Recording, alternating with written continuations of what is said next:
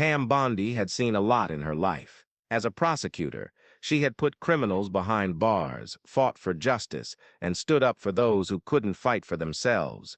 But nothing, prepared her for what she saw that day. A man sat on a street corner, head down, gripping a torn jacket against the wind. His face was thin, his hands trembling from the cold. Something about him seemed familiar, but it wasn't until he lifted his head that her heart nearly stopped. It was him, her childhood best friend, the boy she once shared secrets with, the boy who swore they'd conquer the world together, and now he was homeless. Pam could have walked away, pretended she didn't see him, but what she did next, well, let's just say, it's a story that will stick with you long after this video ends. Pam's breath caught in her throat. The man sitting on the cold pavement, gripping a cardboard sign, was Greg Sullivan, her best friend from childhood. She hadn't seen him in over 20 years. Greg was the kind of kid who could make anyone laugh. He had this goofy grin and a wild imagination, always coming up with adventures for them to go on. Back then, he talked about becoming a pilot, flying across the world. And now, he was here, on the streets. Pam took a step forward, but doubt crept in. What if he didn't recognize her? What if he felt ashamed? What if he didn't want her help? But then, Greg looked up. His blue eyes, once full of life, were now sunken and tired. His face lit up in shock, and for a second, it was like they were kids again. "Pam," he whispered, her throat tightened. "Greg, what happened to you?" Greg let out a shaky laugh, but there was no joy in it. It's a long story.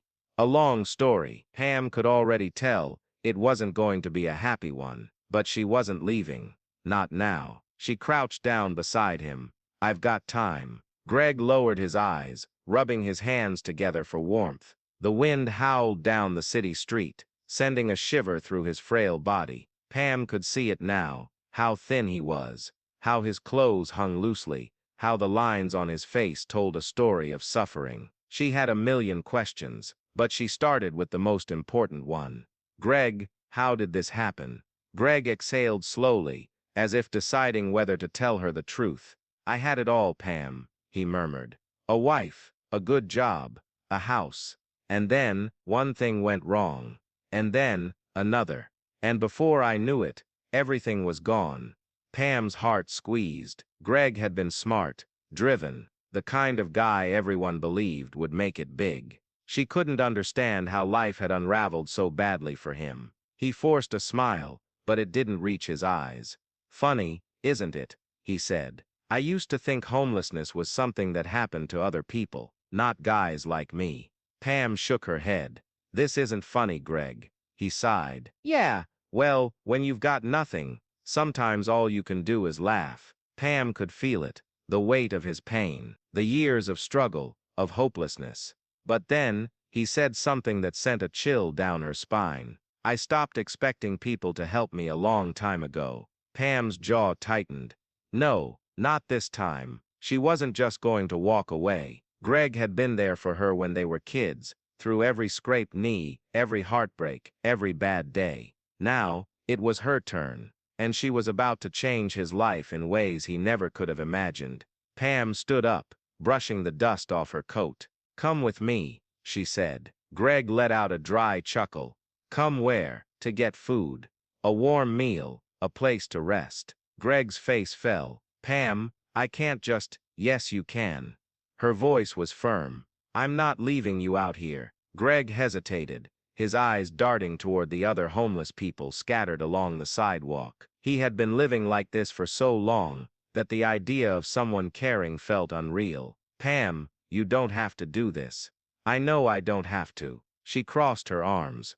"I want to." For a long moment, Greg didn't move. His pride, his shame, they were keeping him glued to the pavement. Then, his shoulders slumped. "All right," he whispered.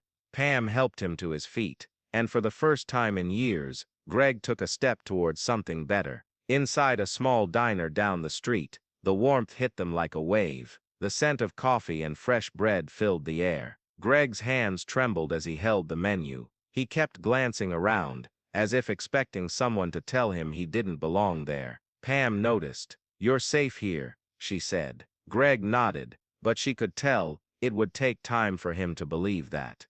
When the food arrived, Greg hesitated, staring at the steaming plate in front of him. Then, as if realizing it was real, he grabbed his fork and took a bite. And another. And another. Pam had never seen someone eat like that, like he was afraid it would disappear. Halfway through the meal, his hands started shaking again.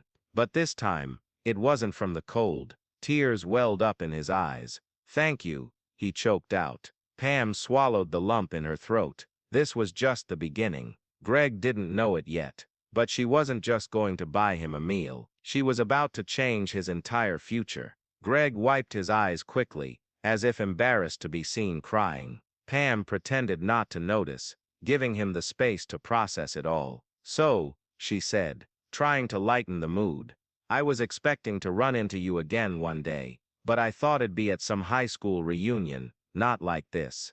Greg let out a quiet chuckle. "Yeah, life has a weird way of flipping the script on you." Pam leaned forward. "Tell me everything." Greg hesitated, then sighed. "I had a good life, Pam. I really did." And then, he told her.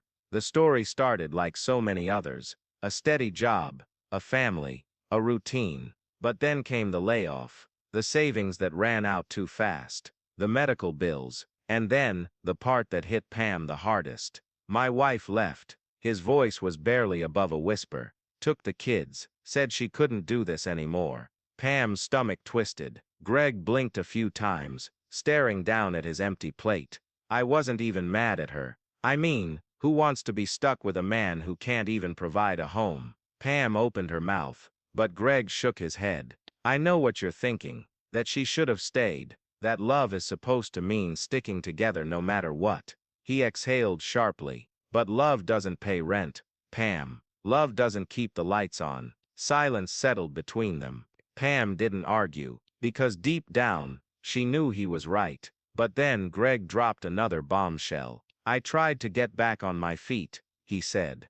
"I really did, but you know how it is. One bad thing happens, and suddenly, every door closes." Pam nodded, thinking about how society treated the homeless, like they had chosen this life. And then Greg said the words that sent chills through her body. "I wasn't just homeless, Pam.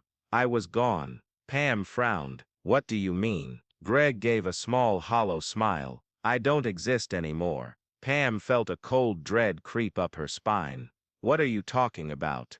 Greg leaned in, lowering his voice. "My ID, gone. My social security number, wiped. No bank account, no phone, no record of me anywhere. As far as the world is concerned, Greg Sullivan doesn't exist." Pam's heart pounded. This wasn't just homelessness. This was something bigger, something darker, and she was about to find out just how deep this rabbit hole went. Pam's fingers tightened around her coffee cup. "Greg, what do you mean? You don't exist." Greg sighed, rubbing his temples. "It started when I lost my job.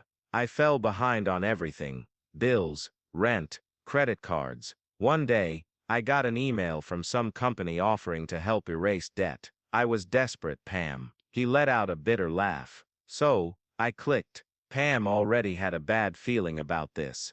Greg continued. "They promised to clear my debts, wipe my bad credit, even give me a fresh start. All they needed was my information." Pam's stomach twisted. "You gave it to them, didn't you?"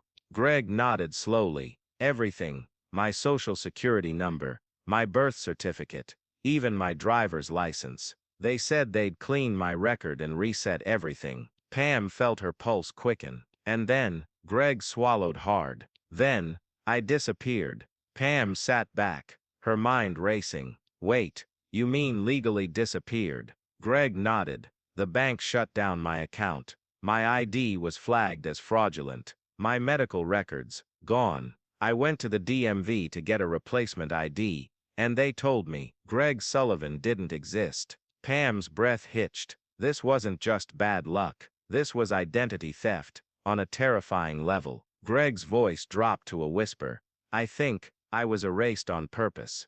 Pam's chest tightened. This was bigger than just a homeless man down on his luck. This was something far more sinister, and Pam was about to dig into something she never should have found. Pam's mind raced. This wasn't just a story about homelessness. It was something much bigger. She pulled out her phone. "Greg, we're going to fix this.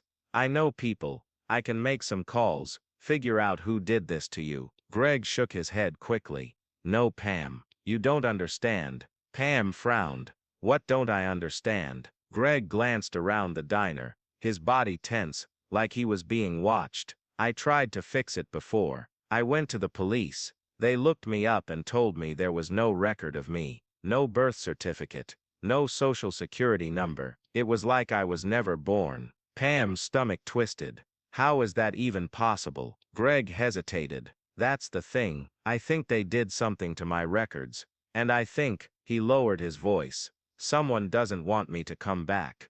Pam blinked. "What do you mean?" Greg exhaled, running a hand through his messy hair. "Pam, after my identity was erased, I started asking questions. I tried to track down the company that helped me. The website was gone. The phone number was disconnected. But then, weird things started happening." Pam leaned in.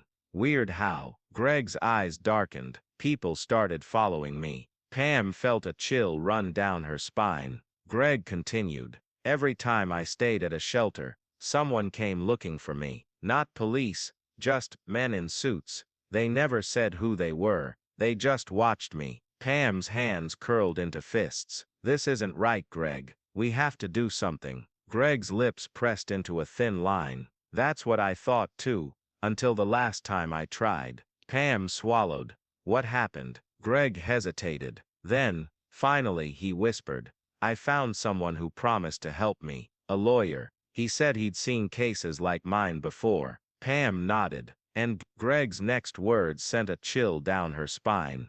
"He disappeared." Pam's heart pounded. "What do you mean, disappeared?" Greg's expression was hollow. "Just like me. No records, no trace. It was like he never existed." Pam sat back, her chest tightening. This was way bigger than she'd thought, and if she wasn't careful, she might be the next one to disappear. Pam had handled tough cases before: murders, fraud, political corruption, but nothing like this. This wasn't just about helping Greg anymore. This was about uncovering something dark, something that wasn't supposed to be found. She took a deep breath. "Greg, listen to me. You're not crazy. Someone did this to you on purpose. And if they're still watching you, it means they have something to hide." Greg nodded slowly, but his eyes were full of fear. "Pam, if you start looking into this, you might end up just like me." Pam clenched her jaw.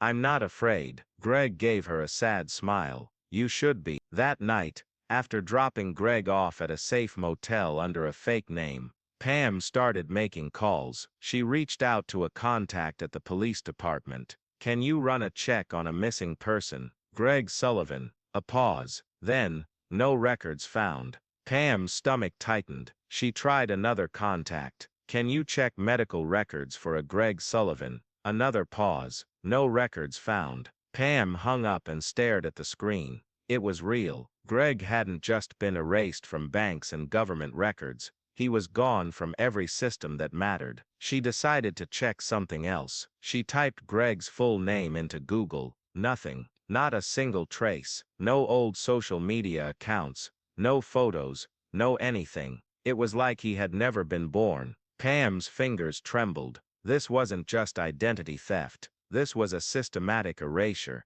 And then her phone buzzed. An unknown number. She hesitated before answering. "Hello." Silence. Then, a deep, distorted voice. "Stop looking." Pam's blood ran cold. Before she could respond, the call ended. She stared at the screen, heart pounding. Someone knew she was digging, and they were warning her to stop. But now, she had more reason than ever to keep going. Pam sat in her office the next morning, staring at the phone screen. The words from the distorted voice kept replaying in her mind. Stop looking. But there was no turning back now. She couldn't just walk away from this, not when Greg's life, his very existence, was at stake. A sudden thought hit her. What if they didn't just want to erase him? What if they wanted to erase everyone who knew him too? Pam's fingers flew over the keyboard. She started researching every name, every clue, and every possible lead she could find. She went down rabbit holes, cross-referencing information, and reaching out to people who might have answers, but every lead hit a dead end. It wasn't until she stumbled across an old court case that things started to fall into place. The case involved a corporate conglomerate that had been accused of illegal operations, tampering with records, laundering money, and even erasing the identities of people who threatened their business. Pam's hands shook as she read through the case files. They had been doing this for years, using shady methods to silence whistleblowers, investors, and anyone who posed a risk to their operations. Greg had stumbled into their trap all those years ago, and now they were trying to do the same thing to her. But Pam wasn't backing down. She called her contact at the police department again. "I need everything you have on a corporation called Harrison Enterprises. I don't care how deep this goes. Find me something, anything." A few minutes later the phone buzzed. It was a file from the contact, encrypted. Pam didn't waste a second. She opened the file. The first page was chilling. It showed a list of names, real people, whose identities had been erased under mysterious circumstances. Among them, Greg Sullivan. Her stomach turned, but then the next page hit her like a punch in the gut. Greg's name wasn't the only one. There were dozens of others, victims of this shadowy corporation, all erased from existence, all silenced. And it wasn't just financial records they were covering up. They had wiped these people off the map, erased their pasts, their families, their lives, leaving no trace. But then Pam saw something that made her freak. At the bottom of the list was a name she knew well, David Bondi. Pam's blood ran cold. David Bondi, her own father. It didn't make sense. Her father had died years ago. How was his name on this list? What did it have to do with Harrison Enterprises? Suddenly, everything clicked. Greg hadn't been the only one targeted by this sinister organization. They had gone after Pam's own family, erasing her father's legacy, just like they were trying to do to Greg. And if they could erase him, they could erase her too. Pam's heart pounded in her chest. But this was no longer just about Greg. This was about taking down the entire operation, exposing them for what they really were. She knew the risks, but she didn't care anymore. She was going to bring them down. Pam's hands were steady now, though her mind raced. She had the information, the evidence, the truth, but she wasn't sure how deep this rabbit hole went, or how far Harrison Enterprises would go to silence her. But she knew one thing. She couldn't back down now. She had to take the fight to them. Pam spent the next several hours strategizing, compiling her evidence, and reaching out to people who had been victims of the same operation. They were out there, scattered across the country, but she knew she could unite them. They had one thing in common. They had all been erased. With her plan in motion, she set up a meeting with the media, an investigative journalist, known for taking down corrupt corporations. She couldn't afford to fail. As she left the office, she glanced at her phone. A text from Greg. "I just wanted to say thank you. I don't know how you're doing this, but you're saving my life. I'll never forget it." Pam smiled softly. She was saving his life, and she wasn't stopping now. The next day, Pam and the journalist arrived at a downtown office building. It was sleek, modern, a stark contrast to the grim nature of what they were about to expose. Inside, they had a hidden meeting with a group of former employees from Harrison Enterprises, who had all been victims of the same operation. They had all been targeted. All of them had lost everything. Each person had a unique story, but their suffering was the same. Pam introduced them to the journalist, who began asking questions, recording the testimonies, documenting the evidence. The walls were closing in on Harrison Enterprises, but Pam wasn't finished yet. She had one last card to play. She had one final meeting to attend, and that meeting was with the CEO of Harrison Enterprises. She knew he'd be there, the same man who had orchestrated the systematic erasure of countless lives, including Greg's. Pam entered the boardroom, her heart pounding. The CEO, a sharply dressed man in his 50s, sat at the end of a long conference table. He looked up when Pam entered, his smile fake and cold. "Pam Bondi," he said, his voice smooth. "I'm surprised you made it this far." Pam's eyes narrowed. "I don't plan on stopping until your entire operation is exposed." The CEO's smile faltered. "You think you're the first person to try this? You think anyone's going to believe you?" Pam stepped forward. "You're right about one thing. People like you think you're untouchable, but not anymore. I have everything I need to bring you down." The CEO's face darkened. "You don't know what you're up against." Pam met his gaze, unflinching. "No, I don't, but I don't need to. What I do know is that people are going to hear about you, and once they do, your empire is going to crumble." And just like that, the walls came down. The media, the police, and federal authorities soon got involved. The evidence Pam had gathered was irrefutable, and Harrison Enterprises was dismantled piece by piece. The victims who had been erased, Greg included, were restored, their records reinstated. But the real shock: Pam didn't just help Greg, she helped everyone who had fallen prey to this corporate nightmare. In the end,